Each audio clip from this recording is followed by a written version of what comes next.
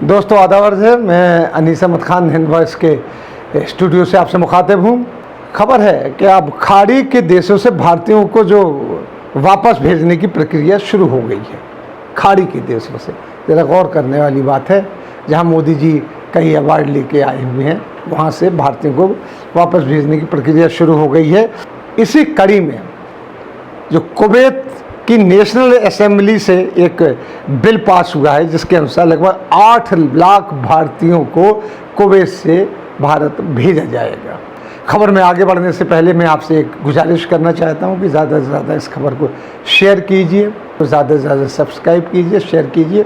इसकी वेबसाइट पे जाइए, इसके फेसबुक पे भी जाइए, और अगर कुछ हो सके तो हम लोगों को आर्थिक मदद भी कीजिए कि हम लोग सीनियर जर्नलिस्ट हैं, आपके लिए काम कर रहे हैं, आपको ऐसी खबरें ला रहे हैं कि जो कहीं भी नहीं मिलती है। तो स्क्रीन पे जो हमारा पेटीएम नंबर आता है, उसके ऊपर आप कुछ भी जो आप देना चाहें, क्योंकि ये एक स्वतंत्र पत्रकारिता को करने के, निर्भीक पत्रकारिता को करने के लिए एक कदम हुआ आपका। अब हम खबर की तरफ बढ़ते हैं कि कुवैत की नेशनल असेंबली और लेजिस्लेटिव कमेटी ने एक अप्रवासी कोटा फिक्स करने की एक मंजूरी दी है कि अप्रवासी कोटा है, उसको एक बिल जो है उसको फिक्स करने की एक मंजूरी दे दी है। ये बिल जो है कि वहाँ काम कर रहे 10,45,000 प्रवासी भारतीयों में से 8 लाख के ऊपर गाज गिर सकती है इस बिल के पास होने की वजह से। गल्फ न्यूज़ के अनुसार कुवैत की नेशनल असेंबली ने भी इस बिल को अपना जो है संवैधानिक दर्जा दे दिया है इसको, यानी कॉन्स्टिट्यूशन में ये चीज़ आ गई है कि अब लोग वहाँ से निकाले जाएंगे।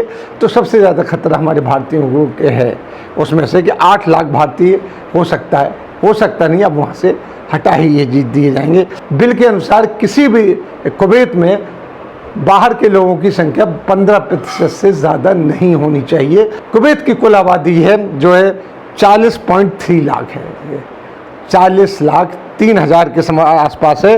वहीं दूसरे देशों से लगभग 30 लाख मजदूर वहाँ हैं, और भारत के हम आपको बता चुके हैं कि जो है 10,45,000 प्रवासी भारतीय वहाँ काम कर रहे हैं। तो इस हिसाब से लगाया जाएगा तो 80 लाख लोगों की नौकरियां वहाँ से जाएंगी और उनको कुवैत वापस आना ही आना पड़ेगा।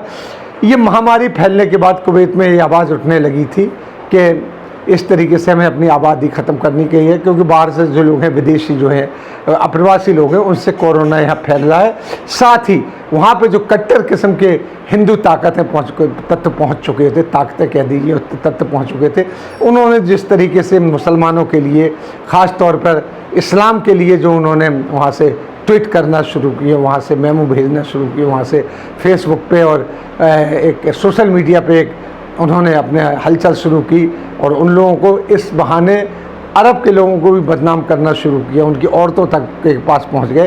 तो ये भारतीयों के लिए एक सख्त कदम उठाने की बात शुरू हो गई थी, जो शुरुआत कर दी गई है।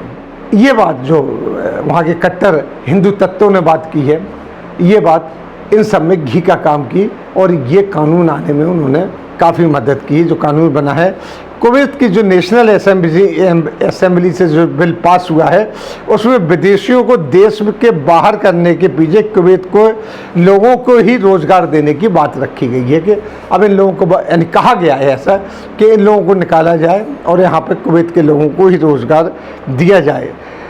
इस तरीके से एक बात शुरू की गई है। इसी तरीके से आपको बताएं कि ये बात अपने आदमियों को काम देने की बात करके और बाहर के जो प्रवासी लोग हैं उनको बाहर निकालने की बात, इससे सबसे ज़्यादा नुकसान भारतीयों को हो रहा है। इससे पहले ओमान में भी हो चुकी है। ओमान ने कानून पास कर दिया कि अब वहाँ पे भारतीय कोई विदेशी काम नहीं करेगा, वहीं के लोगों को नौकरी ही दी जाएंगी। कुवैत के जो प्रधानमंत्री शेख शबा अल खालिद का कहना है कि देश से प्रवासियों की संख्या 70% से घटाकर अब उन्हें 30% तक करना ही करना है। तो हर कंट्री के जितने भी ज़्यादा हैं वो वहाँ से 15% ही जो रहेंगे, जो बाहर के लोग रहेंगे, बाकी को निकाला जाएंगे। इसमें सबसे ज़्यादा जो नुकसान भारतीयों को हो रहा है, क्योंकि 80 लाख वहाँ से जो देश आ जाएंगे। यहाँ देश में वैसे भी बेरोज़गारी बहुत चल रही है और ये लोग आके उसमें और एक हिस्सा बटाएंगे। कुवैत की कुल आबादी 40,03,000 है, जिसमें बाहर से आए हुए 30 लाख लोग रहते हैं। प्रधानमंत्री सबा अल खालिद के अनुसार वो इन जो 30 लाख में से 20 लाख लोगों को बाहर करने का उनका इरादा है। सिर्फ 10 लाख लोगों को उनको रखना है, जिसमें कुवैत में काम कर रहे 10,45,000 भारतीय हैं, जिनमें से 8 लाख भारतीयों को निकालने का फैसला वहाँ हो चुका है। गल्फ में फिलहाल 3 करोड़ और 42 लाख प्रवासी काम कर रहे हैं इस वक्त। यूएई चौथा ऐसा देश है जहाँ सबसे अधिक भारतीय काम करते हैं। ओमान में इससे पहले भारतीयों के साथ मैंने बता चुका है कि नौकरियों से अलग करके वहाँ पे ओमान के लोगों को भर्ती करने के नाम पर इनको निकाल चुका है।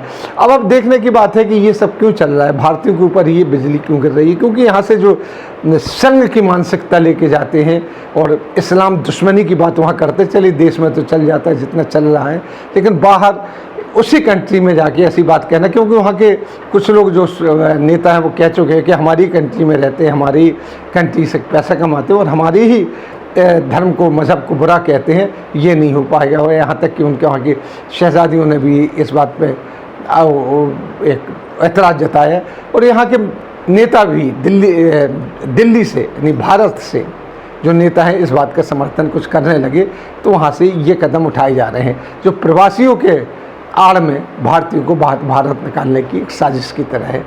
अब ये बात हमें सोचना है कि हमें कैसे कदम उठाना है, क्योंकि बाहर से प्रवासियों से हमारी जो फॉरेन मनी है उसमें काफ़ी इजाफा होता है।